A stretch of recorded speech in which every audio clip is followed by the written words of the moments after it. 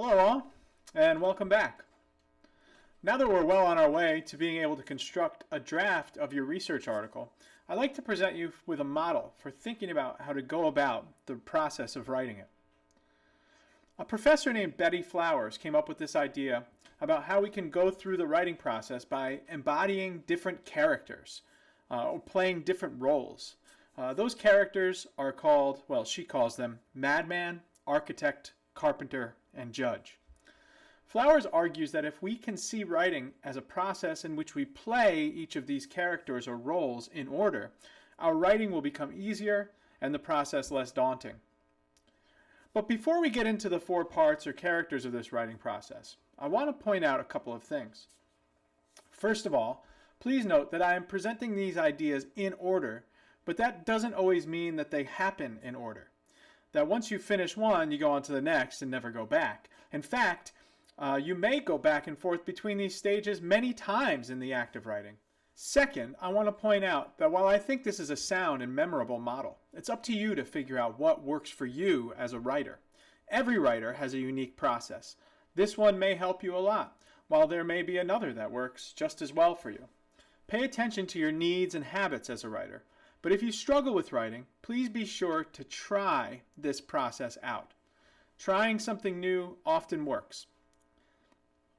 Thirdly, and related to the previous point, note that I am asking you to submit 3 separate drafts of your research article. Each draft may undergo different parts of the process at different times as you see fit and as you react to readers' comments. In fact, Muriel Harris, in her essay Composing Behaviors of One and Multi-Draft Writers, explains that there exists a diversity of revision behaviors that result in quality writing, and that there's a relationship to the number of improvements you make from draft to draft and the kind of writer you described yourself as in this class's first writing assignment. If you recall, we had to categorize ourselves as writers. If you, quote, discover ideas through writing, for example, you may need more development through drafts than one who plans a lot and revises through writing. Regardless, we'll be doing 3 drafts, and I hope you can apply some of these principles to each. Now, let's get to it. The first part is Madman. Many people struggle with writer's block, and your inner madman is here to come to the rescue. This is the stage in which you come up with ideas. You can think of Anne Lamott's shitty first drafts as one kind of description of the madman stage. She just gets everything out onto the page unfiltered. She's not figuring out what's good or bad yet. She's just getting ideas out of her head to a place where she can look at and evaluate them. Mike Rose, in an essay on writer's block, attributes block to writers starting out with inappropriate rules in their heads. One rule is that the first sentence of your paper must grab the reader's attention.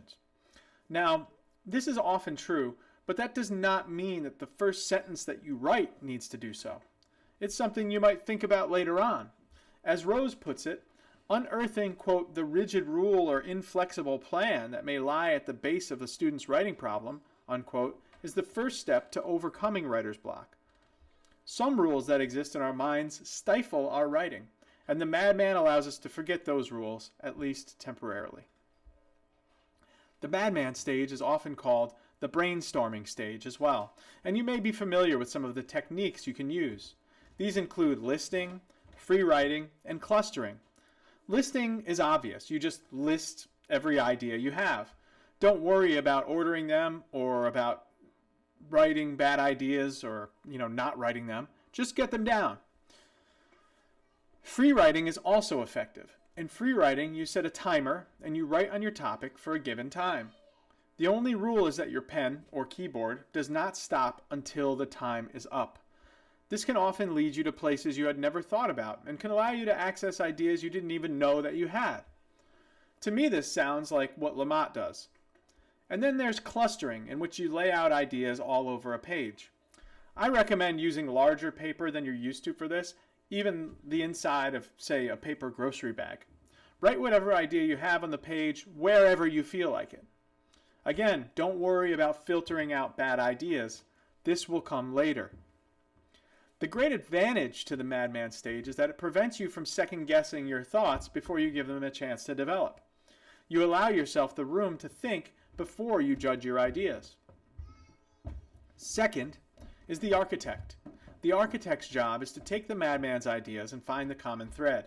Maybe the madman wanted to cover the walls of the building with feathers, to continue the construction metaphor, right? The architect can come along and suggest feather inlays in the molding. The architect takes the mess that the madman laid out and organizes it somewhat. If you have clustered, this may mean drawing lines from one idea to the other. If you have created a list, perhaps that means numbering the list in order of importance and crossing out irrelevant ideas or thoughts. If you have free-written, maybe that means going through with a highlighter and finding those phrases or sentences that you can use to develop your idea. Third is the carpenter. The carpenter keeps the architect's plans close at hand, and then word by word, sentence by sentence, the carpenter builds out the draft. The carpenter adjusts when necessary and may allow a bit of the madman to creep in from time to time, as we all have ideas that come to us in the act of writing, and it's worth following those ideas to see where they lead. You may just build yourself the most impressive room in the whole house. Last is the judge. We've held the judge back because the judge can be destructive. It can destroy any progress the other three have made. But if we wait until we have some pages before us to work with, the judge can be incredibly productive as well.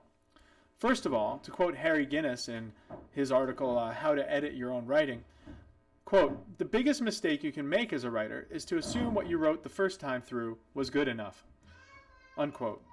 And this is why the judge is last. If we constantly think that what we're doing isn't good enough, we'll write nothing at all, as discussed above.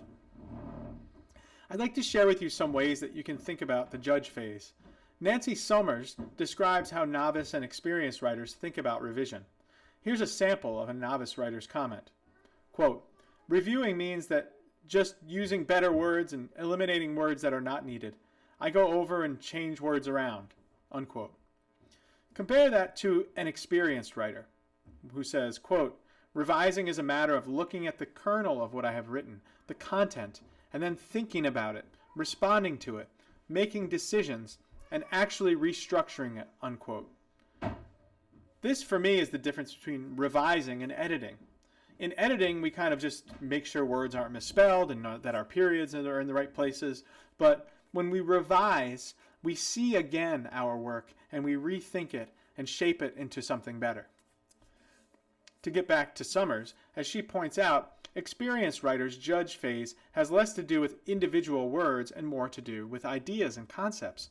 As Sommers puts it, they, quote, "describe their primary objective when revising as finding the shape of their argument. Then questions of audience come after." Since this is the case, I must point out that in finding our argument, we may, in the act of revision, send ourselves back to the madman, the architect, or the carpenter stage. As we hear from experienced revisers, quote, "A piece of writing is never finished, just abandoned," unquote. As a final note, if you're interested, I have provided a link to Flower's own essay on the topic, along with some other articles I have referenced in this presentation, in our course shell and in the notes below for your reading pleasure. Enjoy!